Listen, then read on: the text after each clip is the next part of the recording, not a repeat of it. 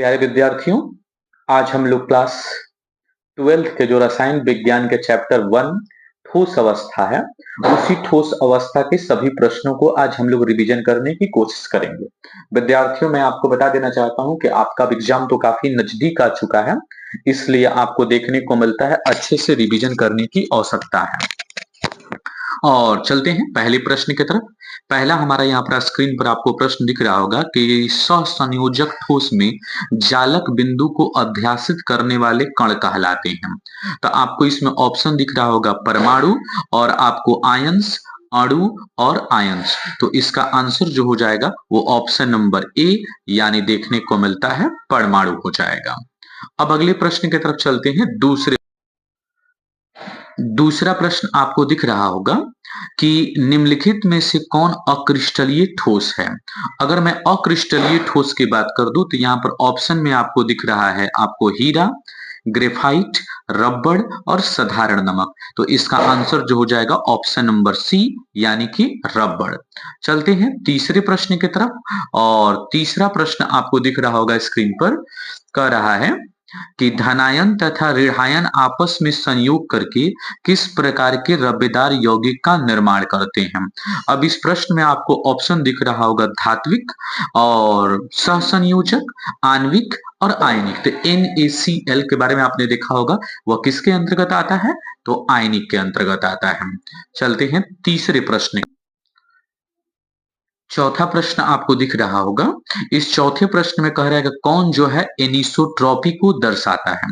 आपको ऑप्शन में दिख रहा होगा वो पहला आपको कांच, बेरियम क्लोराइड, लकड़ी और पेपर। तो इसका आंसर जो हो जाएगा वह बेरियम क्लोराइड हो जाएगा।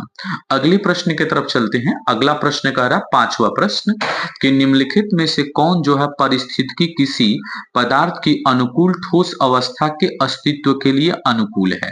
अब कह रहा है क्या कि यहाँ पर कौन ऐसी प्रकृति होगी जहां पर देखने को मिलता है ठोस पदार्थ जो होगा इसके अनुकूल होगा। तो ताप, उच्च ताप, दुर्बल संसंजक ताप, उच्च उष्मीय ताप। तो इसमें आपको आंसर जो हो जाता है ए नंबर यानी कि पांचवा में आपको ए यानी निम्न ताप। छठवें प्रश्न की तरफ चलते हैं। छठवां प्रश्न आपको दिख रहा होगा कि सहसंयोजक ठोस है रॉक सॉल्ट, बर्फ, क्वार्टज और शुष्क बर्फ। तो इसका आंसर जो हो जाएगा छठे प्रश्न का आंसर हो जाएगा सी यानी क्वार्टज। अगले प्रश्न की तरफ चलते हैं। और अगला प्रश्न कह रहा है कि आपको दिख रहा होगा कि आयोडीन है। अब आयोडीन में आयनिक ठोस, परमाणविक ठोस, आणविक ठोस या सहसंयोजक ठोस। तो सातवें प्रश्न का आंसर जो हो जाएगा वो ऑप्शन नंबर सी यानी देखने को मिलता है कि आपको देखने को मिलता है यहाँ पर आयोडीन की बात कर लेते हैं तो यह देखने को मिलेगा कि 7 नंबर प्रश्न है उसका आंसर नंबर हो जाएगा सी यानी आणविक ठोस। कह रहा है इसके बाद से देखते हैं कि अगला प्रश्न कह रहा है आठवां प्रश्न कि क्रिस्टल जालक में आयोडीन के अणु द्वारा बंधे होते हैं। अब आठवें प्रश्न का आपको ऑप्शन आपको दिख रहा होगा लडन बल, द्विध्रुव अन्योन्य क्रिया, सहसंयोजक आबंध, कूलाम बल। तो इसका आंसर जो हो जाएगा वो आपको ऑप्शन नंबर ए यानी देखने को मिलता है लडन बल। अगला 9वें प्रश्न की तरफ चलते हैं। 9वां प्रश्न आपको स्क्रीन पर दिख रहा होगा कि ग्रेफाइट है। ऑप्शन में आप दिख रहे होंगे कि आपको आणविक ठोस, सहसंयोजक ठोस, आयनिक ठोस, धात्विक ठोस। तो इसका आंसर हो जाएगा सहसंयोजक ठोस। अगले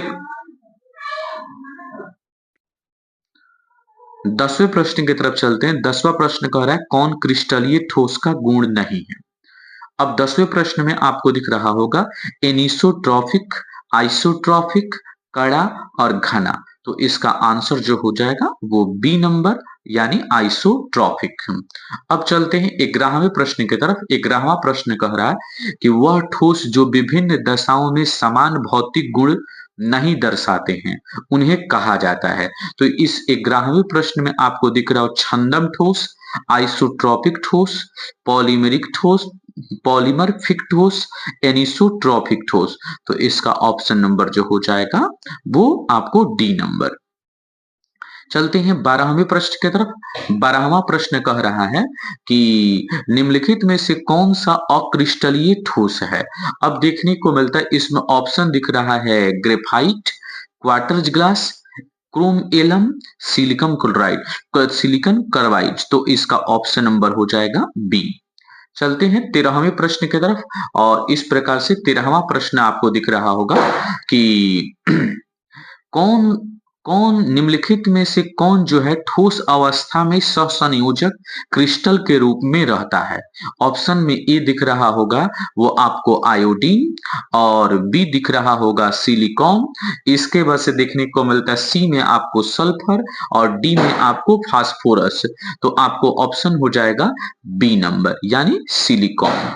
अगले प्रश्न की तरफ चलते हैं और अगला प्रश्न हमारा 14वां प्रश्न कह रहा है कि निम्नलिखित में से कौन सा अभिलक्षण क्रिस्टलीय ठोस का नहीं है। निश्चित अभिलक्षणिक आपको उष्मा उष्मा और समदैर्शिक प्रकृति और संपूर्ण क्रिस्टल में अवयवी कणों की व्यवस्था। तो इसका ऑप्शन नंबर जो हो जाएगा वो बी नंबर यानी समदर्शिक प्रकृति। चलते हैं 15वें प्रश्न की तरफ। 15वां प्रश्न आपको दिख रहा होगा कि क्वार्टज कांच के अपवर्तनांक के मान के संदर्भ में कौन सा कथन सत्य है।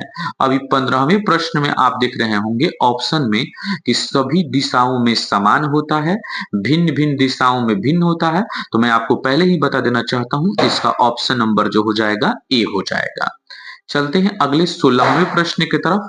16वां प्रश्न कह रहा है कि आपको क्रिस्टलीय ठोस के विषय में निम्नलिखित में से कौन सा कथन सही नहीं है। अब देखने को मिलता है इस 16वें प्रश्न में आपको दिख रहा होगा कि गर्म करने पर किसी एक ताप पर ये क्रिस्टलीय बन सकते हैं, या लंबे समय तक रखने पर क्रिस्टलीय बन सकते हैं, या अक्रिस्टलीय ठोस को गर्म करने पर सांचे में ढला जा सकता है, या या यह देखने को मिलता है कि विषम दर्शिक प्रकृति के होते हैं। तो ऑप्शन नंबर इसका हो जाएगा कितना, डी। चलते हैं अगले 17वें प्रश्न की तरफ। 17वां प्रश्न कह रहा है क्रिस्टलीय ठोसों के निश्चित गलनांक का कारण क्या है। अब देखते हैं कि 17वें प्रश्न में आपको ऑप्शन दिख रहा होगा कि क्रिस्टल के जालक अवयवी कणों की नियमित व्यवस्था लघु परास होना, या दूसरा कह रहा है इसके बाद से कि क्रिस्टल जालक के अवयवी कणों को नियमित व्यवस्था में दीर्घ परासी होना, सी नंबर ऑप्शन कह रहा है विभिन्न दिशाओं में अवयवी कण की समान व्यवस्था होना, या डी नंबर ऑप्शन कर कि विभिन्न दिशाओं में अवयवी कण को भिन्न होना। अभी देखने को मिलता है 17वें प्रश्न में हमारा आंसर जो हो जाएगा वो बी नंबर, क्योंकि यह दीर्घ परासी होते हैं, क्रिस्टलीय ठोसों में आप पढ़े होंगे। कह रहा अगला प्रश्न की तरफ चलते हैं और अगला प्रश्न जो है वो 18वें नंबर है। 18वें प्रश्न कह रहा है कि कौन निम्नलिखित में से कौन सा जालक नेटवर्क ठोस है। अब इस 18वें प्रश्न में आप देख रहे हैं ऑप्शन SO2 I2 हीरा। तो आपको देखने को मिलता है हीरा नेटवर्क ठोस है। अब चलते हैं इसके बाद 19वें नंबर प्रश्न की तरफ। कह रहा है 19वां नंबर प्रश्न कि आपको कह रहा है निम्नलिखित में से कौन आयनिक ठोसों का अभिलक्षण नहीं है। अब देखने को मिलता है गलित अवस्था में विद्युत की चालकता का मान बहुत कम होना, या आपको भंगुर प्रकृति। तो यानी इसमें मैं आपको बता देना चाहता हूं कि ये पहला ऑप्शन ही इसका आंसर हो जाएगा। कह रहा है कि ग्रेफाइट को किस रूप में वर्गीकृत नहीं कर सकते हैं। इस 20वें प्रश्न में आपको ऑप्शन दिख रहा होगा चालक ठोस, जालक ठोस और सहसंयोजक ठोस, आयनिक ठोस। तो इसका आंसर हो जाएगा आयनिक ठोस। 21वें प्रश्न में हम लोग देख रहे हैं 21वां प्रश्न कह रहा है बेरबेदार ठोस है। बेरबेदार ठोस में आपको ग्रेफाइट, कांच, हीरा, इनमें से सभी। तो इसका आंसर हो जाएगा आपको कांच। आगे है 22वां प्रश्न कह रहा है कि 22वां प्रश्न के रबेदार ठोस है। 22वें प्रश्न में तो आपको ऑप्शन दिख रहा होगा हीरा, कांच, रबड़, तो इसका आंसर हो जाएगा आपको हीरा, रबेदार ठोस है। अब आगे देखते हैं, इसके बाद से देखने को मिल रहा है 23वें प्रश्न की तरफ आते हैं।